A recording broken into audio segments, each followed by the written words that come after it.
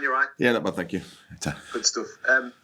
What's the mood like at the moment at Rovers? I mean, from the outside looking in, you must come bouncing in every week. What's it like? Funny you said that about bouncing in every week. We actually said in pre-season as a group, well, the leadership group sat down and said it would be really good this year and helpful if every Monday, how we turned in, you wouldn't be able to guess how we played at the weekend. So we come bouncing in every Monday, to be honest. Even when we got beat, we said if we come in, the same way we'll do after a win, and prepare and try and train that week, like that, then we get some consistency. So I think that's what we're trying to do all year. So by coming in on Monday, it's very similar to every other Monday we've had this year so far. Well, it seems to be working then. Obviously, that think positive, act positive, get a positive result, maybe. Yeah, well, that's the idea of it. Try and get some consistency, and try and just not dwell on your losses, because we are going to. We said at the pre-season we are going to lose games this year. Don't dwell on them too much. Learn from them. Of course, you need to learn from them. Analyse them as much as you need to get from that what you need, and then move on, and then look at the next game coming up. I guess from your point of view, as you kind of in your sort of mid-30s, and the aches and pains are possibly a little bit kind of tougher on a post game. I mean, the way the team is playing at the moment, and you're playing individually, and the results you're picking up, does it make those bruises feel a little less sore? Yeah, it does. No matter how you look at it, you always feel better after a win, and we've had a few of those of late, so that's been good. I do play on wing though, just to remind everyone, so I don't get too battered and bruised like the forwards do. So I've picked wisely. I've picked my profession wisely. So I'm still all right. Just going into this weekend, then. I mean, when you joined Rovers, they were in a particular place. Now you're in a place that you're challenging for silverware, and these are the sort of games that throughout your career you've enjoyed. So, how do you approach them on a personal level? Is it always the same focus going into these games, because they sort of whet the appetite brilliantly, don't they? Yeah, and that's I enjoy listening to the storylines out of our circle, if you will. Obviously, the press, rightly so, build these games up, because it's a great showpiece for viewers to even the people who don't support Wigan or Hull KR, for them to watch, the neutrals, for them to tune in. So rightly so, it gets marketed in a way where it's a big game. But as players, it's, for me anyway, we try to give help to others around me, having the same view on it. But it's just a game. It's one of the rounds of 27 throughout the year. Of course, it's a tough game going away to Wigan. You can pick any year from the Super League era and say away at Wigan. You can put your finger on it and say that's going to be a tough game. So I mean, there's no difference there. Just so happens that they've played themselves into a position where they are now, and we've played a position into where we are now. And hopefully, we can continue that form what we've had of late. But it's tough at Wigan away, regardless of what year it is. So we've got to prepare well for a good Wigan side. Any specific memories of those encounters that you've had with Wigan that sort of stand out for you, particularly at their place? I'll try to speak to on an OKR perspective. Yeah, we won there. I think it was 2021 when we went there. So that was a good memory. I'd like to think about the good ones rather than I've had my fair share of losses there as well, because like I said, it's hard. But yeah, we always know what you're going to get. It's a tough game. You've got to prepare for an 80-minute game against Wigan, and that's what we've been doing this week. Interestingly, Willie Peters was saying, there's no talk of what could be's and potentials of winning trophies and things like that. Is that something you subscribe to as well? I mean, I presume you've been there, seen it, done it, so you're not going to, like you say, it perhaps is, as you say, just a game. But do you conceptualise about what could be? Well, the moment you take your eye off what's coming next, that's when you trip over it. So yeah, it's a game, and whatever people award you with along the way, then thank you very much. Yeah, we'll just concentrate on winning this next game. I was winning as many games as possible. Obviously, you've got to win when you get to the grand final. You've got to win that one. So we'll concentrate on what's next, which is Wigan away, and whatever permutations happen after that, I'd rather think about it afterwards rather than what could go wrong, because the more you think about it, the more it's going to go wrong. Just get on with your job. My job's bringing the ball away from out of backfield and catching it on the full best I can and finishing opportunities. So that's what I'm going to concentrate on going into the game on Friday. Yeah, they've got a big pack, haven't they? So you're expecting you'll get whacked every week, but they specifically get whacked when you play Wigan, I guess, when, as you say, that backfield carry is one of your kind of big roles within the team. Yeah, you can always tell when you play against the better teams because they've got a certain way they defend and how it feels in the wrestle and in the ruck. And Wigan are very good at that. I'm expecting the best of Wigan this week from that on me, so I'm preparing myself the best to try and win as many of them battles as I can. Obviously, you get a great vantage point from where you are to see the kind of work that people like the likes of Mikey Lewis and Tyrone May are doing, and obviously different centres coming in and different departments and that kind of thing. As a three-quarter line, there is almost an ability to interchange and for people to drop in and kind of obviously dip out if they're unfit at the moment. Is that something that, that's clearly something that's been worked on, but the game plan seems to be that players are easily able to slot in. Yeah, well, Willie's really talked about it, but it's a thing across most teams there where no matter what name is in that shirt, they're to play, well, we the Hull KR way, obviously, here at Hull KR. So if I drop out for a week, the person, whoever steps in to fill, that position for that week is expected to do a similar role that I do. And it's same across the board. So, like the example of the weekend just gone, we had two people who we thought might have been playing, Oliver Gildart and Joe Burgess. They weren't able to play. So Tom Apicek come in and so did Jack Broadbent, and they fulfilled them roles just like we wanted them to do, and that goes to great continuity, and that's why you have a squad. Rugby league's a tough game, and then the chief execs of all the clubs were trying to build a strong squad just for them occasions, and we totally called upon that against Salford, and that's why we got a good result. And just in terms of your opposite numbers, or opposite number that you'll come up against, what do you anticipate from Wigan from that perspective? Well, it's very rare that wingers tackle wingers. I've got to know that what Miski's, what he's like. He's a strong ball carrier and he's good at finishing opportunities. He's a typical good winger. So I'll cross to that, but it's more of I look at the edge. I'm looking at. I'm a left-sided player, so I'll be looking at Wigan's right edge. As across the board, for things and cues, if you will. So we've prepared. We've done all the vision, and we've done a bit of physical training as well. So bring on Friday. And finally, for me, I know it's not the end yet, and hopefully you've got 3+ games for your kind of Rovers career. But does it feel a bit weird that you come into the end of your time at Rovers, but you've obviously got. The way that things are going at the moment, you could end on such a high. Yeah, I'm not thinking about the finish line. I'm not thinking about the last game and all that sort of stuff because, I've not thought about it. I've thought about obviously just playing and doing that week's role. I do in glimpses. So when we played the last Hull derby at the FC Stadium, that was a fair few weeks ago now. But I thought that this is going to be my last one. So there's little things, but I'll only dwell on that for a minute and then go on with, that's post-game as well. It's not, it's not during the week leading up to things. It's after the event. So, after the event of whenever my last game is for Rovers, I think fondly of my time here, I think. Nice one. Thanks very much from me. Cheers, mate. Best of luck. Hello, Ryan. Hello, how are you doing? I'm Aaron Dunn from the Hull Daily Mail. Nice to see you. You okay? I just thought first of all I'd ask about the general rise that you've seen at Rovers. So obviously in the early days when you came in, the club were hopefuls, and now they've gone to being contenders. So I know this is a broad question, but I just thought I'd get your take on what the key factors have been in getting there and what it means to you to see Rovers going into a game of this magnitude now. First of all, what it means to me is I'm proud of the progression that the Rovers have undertaken since I've been here. By no stretch of the imagination is it down to me and all that sort of stuff. But I've been part of the growth that the club's had.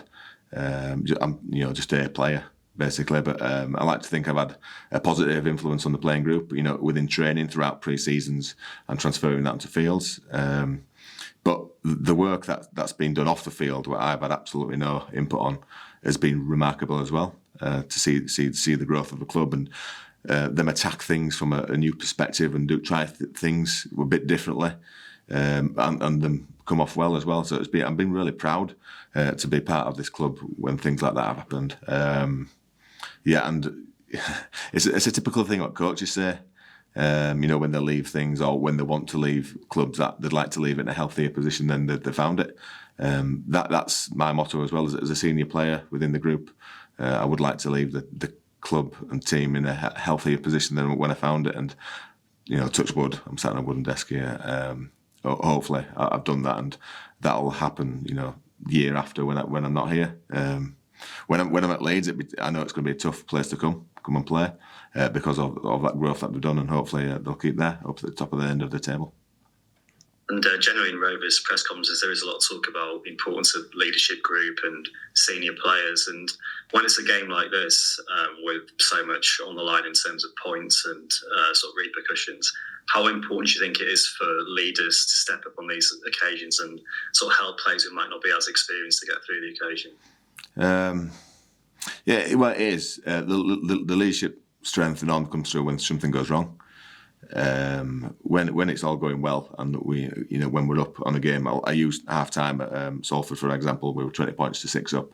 The leadership group don't have to say much because everyone around who's not in the leadership group, but they've learned throughout this year as well how to deal with wins and what to say at the right times. And like you say, your Mikey Lewises and your Tyrone Mains who run the team, that's when they come out and they start talking. And great, I'd rather listen to them than listen to me about something that's gone wrong, because I normally, when you hear my voice, it's normally because something's gone wrong. And throughout the 4 years that I've been here, my time of shouting at people and it's come less and less and less, which is a good sign. So the less I've shouted, I haven't got angry at anyone this year. Well, maybe a few people, but remarkably less than at year one. So that's a good sign. So that's the strength of a leadership group, knowing when to and when not to, get involved. But inside the camp, the message to us has been a lot about how you're focusing on what's coming next and keeping your eye on very much the next game. But there is a sense that something historic could happen in this club. I mean, it's been decades since the trophy was won. So with all that you've done yourself in your career with the wins that you've had, I mean, do you have that sort of feeling in the back of your head that I could leave this club and it could be something really special? It could do. I'm more thinking about the things I've got to do to make that happen. You see, that's what you dream about when you're a kid. When you dream about what could happen, and playing in front of 70,000 people at Old Trafford, you dream about them occasions. But now it's the reality is when I've been there, I've done that a few times. I know the pathway to get there, and it's not dreaming about it. It's having that image in your mind about what you want to do, but actually doing the things will get you there. It's the hard work. It's the grinding, efforts throughout the season. The turning up to training on the Monday mornings, putting your best foot forward, even though you might not feel it because you are a bit bumped and bruised. It's about putting on that poker face and convincing everyone around you that you're full of beans and you're ready to go. Some are good at doing that, some others are not. But that's the key. Just telling everyone else around you that you're good, even if you're not. And then your mind's a pretty strong thing. You tell your mind will tell you one thing, and your body will follow. So you just got to do that as many times throughout the year, and to put yourself into this situation, and then capitalise it when you do. On a similar sort of theme, Ryan, obviously Wigan are known a lot for the physicality in their games. I just thought I'd ask you how that feels like to come up against and how much that excites you, that kind of challenge. Yeah, you're playing against one of the best teams, and you want to play the best to be the best, and they're current world champions, so it gets no better than that. You're playing the champions in their home yard, in their backyard. So it excites me. I know that they're a physical team. We've played them twice already this year. We've been successful once and not successful the other. And hopefully, the third time we can get in our favour by being just as physical or more physical than Wigan are. that over a period of time from observing the team, like we can see the growth in like various areas of the pitch. So from your point of view as a player, do you feel that this is like almost a different sort of team that's taking to the field against Wigan this weekend compared to what might have gone before? Do you feel that evolution? We've got different personnel in our team since previous years, and obviously Willie is now the coach, and he's had 20 months now with us, instilling what he believes to be the systems. So that team will be taking the field against Wigan. If I think back at previous times he played away at Wigan, like I referred to the 2021 team, it's remarkably different to that now. Some good things, some bad things. You try and take out as many good things as you can throughout previous years. So it does look different now, but we're creating that identity week to week, and we try and live and breathe it. And that's the team that will take to the field on Friday. Is it starting to feel normal now, being in big games with Rovers like this? Because there's been a few now, obviously, over recent years. So does it feel almost like this is the type of game we should be involved in these days? Totally. I've been involved in big games throughout my career, other teams. So when I came to Rovers, I wanted to be involved in big games, and that's what's happened. So I'm pleased with that, and hopefully it continues. That's great. That's it for me. Thanks a lot, Ryan. Cheers, thank you. Hey, Ryan. Hello. How are you doing? Yeah, good, thank you. As you said, you've been in this situation many times before. Do you still get that same sense of excitement going into these big games? Yeah, definitely.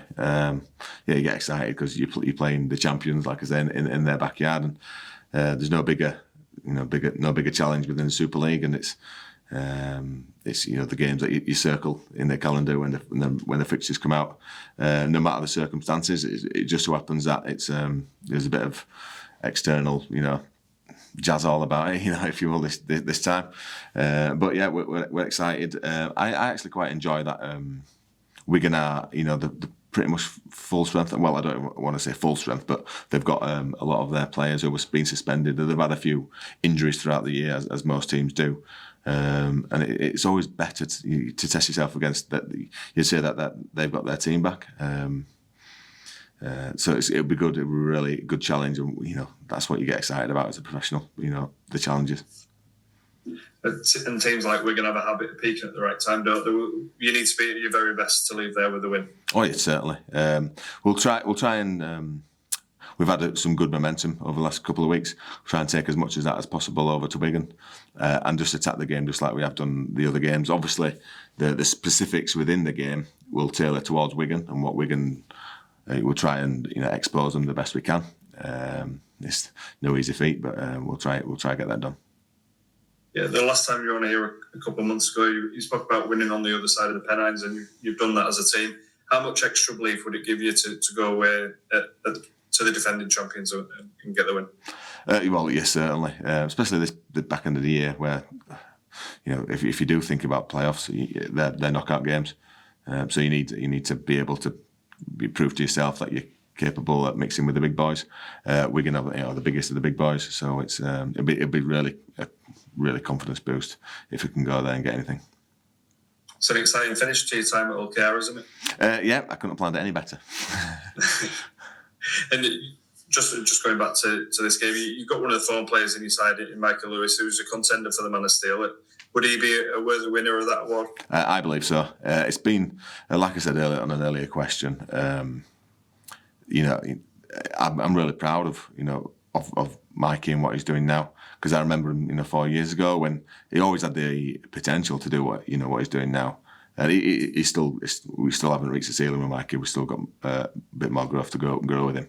So that's exciting in itself. But I'm really proud to see, he's one of the players I have shouted at a few times. That's no secret.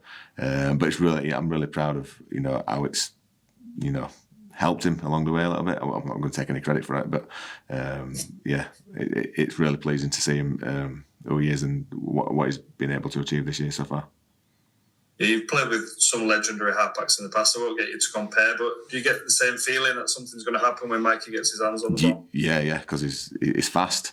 He's got a great. His mind's developed into this rugby league brain. So he sees chinks. What some other people don't. Chinks in their armour. So it's really you never know what he's going to do. Sometimes he'll full me, and full of players around him, which is, like if you said about the players I played with in the past, that's the sense of, the feeling that you have to get from them as well. And the try he scored against Salford the weekend just gone, when he dummied twice, to two people coming under him. And he ran through. I was just trying to keep up with him. I didn't know where he was going to run, so I was just trying to give him the best, opportunity to express himself, which he did. And I just, try and follow up on the outside. But he did that really well, and that's the way you got to play with them sort of players. And you've said you've give some to him on the field, and I'm sure he's giving you some back. Is he the kind of player who does need that fiery streak? At times he does. I pick my moments. Yeah. I think he likes the old head. A bit of a commanding voice. Even at the weekend, he tried to chip over the top. I didn't think it was the right time, so I let him know it was probably not the right time for it, and he probably agreed with me. So I think he likes the respect. I've got for it. It's a two-way street, the respect thing. And he probably wouldn't. Yeah, I agree with what you said. Yeah, and just. You might have touched on this already. How far can he go in the game? Like you say, he's not hit his ceiling yet, has he? No, he's not. He's young. He's got some great attributes. What he just needs to keep developing and sharpening up. I don't want to say where he could get to, because because winning Man of Steel is pretty good. That's pretty high up. Obviously, he's not done that yet. But we'd like to see him do that. But yeah, just the consistency, I think, a thing as well. Which, if he keeps going like he's doing, getting that consistency, that really does make a world class player. Top man, thank you very much, and all the best on Friday. Cheers, thank you. Hi Ryan, it's Martin here. How are we doing? You all right? Yeah, I'm not too bad. Good to see you. Just looking at this game, against Wigan at the weekend, Ryan, it's certainly the biggest game. I mean, we were talking to Willie earlier about it being a big game, and he more or less says every game's a big game when you come to it. But it couldn't be much bigger than this one. And I think Wigan, obviously, are going to try and start really well. They're going to try and get on top of you pretty early on, I would imagine. And one of their tactics that I've particularly noticed this year, I'm sure you have, is that they love getting the ball high from kick-off or from a penalty, putting it towards touch, the winger catching it, and then three Wigan men come in and get him straight into touch and win the ball that way. I assume that you're ready for that tactic, are you? Yeah, I've faced versions of that before. It's not just a Wigan thing. That's a great tactic across the board. Suffocating teams. Put them in the corners. That's what all the teams try to do. Wigan seem to do. They do it particularly well. They do it particularly well, yeah. But so do we. We've been doing that pretty well as well. So it's just part. It's part. Like I said earlier, it's exciting. It's exciting to come up because we know that's what they're going to do. There's difference between knowing what they're going to do and combating it and trying to turn it around into our favour, and that's the exciting bit. We'll try and throw punches at them, if you will. It's in boxing analogy. We'll try and throw our punches at them. So we'll try and do it to them as much as what they do it to us, and it's part of rugby league. It's part of rugby league, and it's exciting. I often think in big games, you can sometimes look at the first 5 minutes and you can almost tell who's going to win from what happens in those first 5 minutes. And your two games against Wigan this year sort of illustrate that, because when you played them at Hull KR, I thought your pack really came out and dominated Wigan right early on. And then Jesse Sue got a very early try. And by half-time, you were 18-0 up. And, you actually shocked Wigan by how physical you were in the middle. But in the second game at Doncaster in the Challenge Cup, they took a lead after 4 minutes when you gave away a penalty and Jake Wardle then was able to score, and they never looked back after that. So, the moral of the story is don't give them anything at all in those first 5 minutes. Certainly don't give them any penalties. I assume that's part of the preparation for this weekend's game. Yeah, cheers for that. I'll be telling the squad that next time we train. That's exactly what we're going to do. Yeah, like I say, it's part of rugby. you quite correctly analysed there that they're the two stories that have gone on before in the two games before. But I wouldn't say it's necessarily happens every time. You can get away with starting badly as long as you do something about it. So whatever happens in the game, obviously we've got a script that we want to stick to and we want to happen. We'll be doing our best to implement that. And Wigan, obviously, they'll be thinking the same. And it goes on the lines of, come out and give them your best shot, from the first whistle. And let's see what happens. Can I just ask you, you were part of the Leeds squad for many, many years that had enormous success. It was an incredible period for Leeds Rhinos.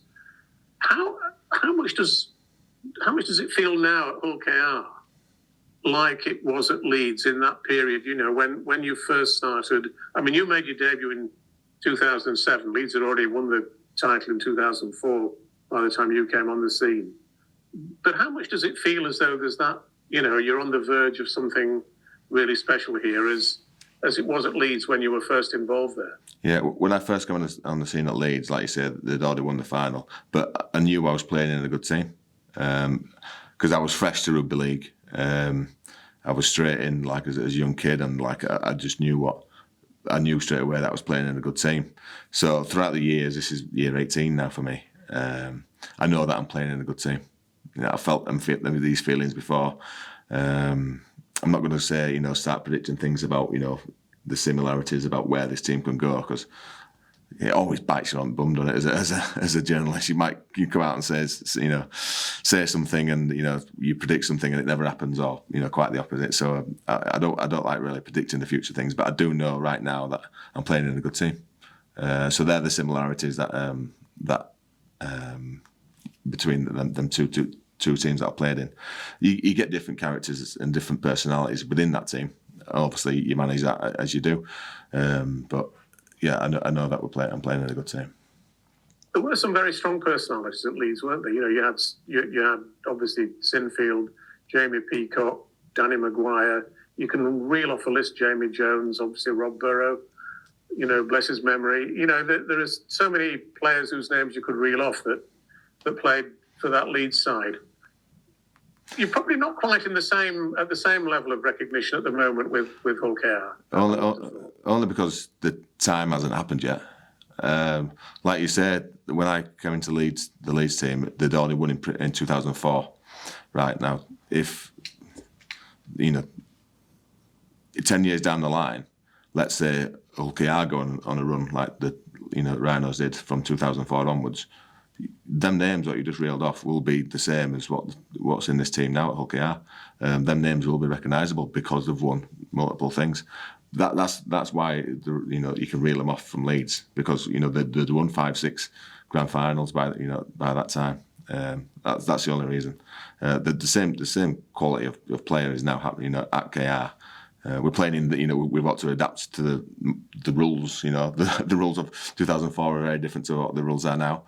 So we've got to adapt. In that way. But the only reason why you can't reel off them names and say they're really recognisable is because the trophy's alongside them, and hopefully we're going along the right lines to try and change that. And final point from me: obviously, you were a great favourite of the Headingley crowd when you played there. The South Stand obviously used to love you to bits, quite rightly so.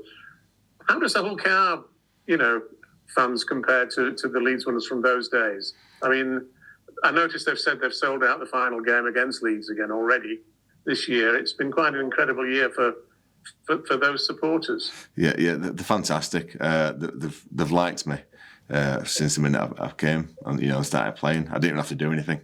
I just turned up with the shirt on and they liked me. So that's pretty good. That makes my job a bit easier. I don't have people putting me down all the time.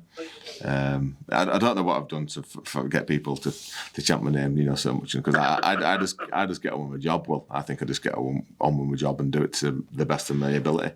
It seems people from the stands like to appreciate that, and it's great. Playing in front of the East Stand. It's the East Stand here at Hull KR. And hopefully when I return next year, hopefully they'll give me a nice warm reception.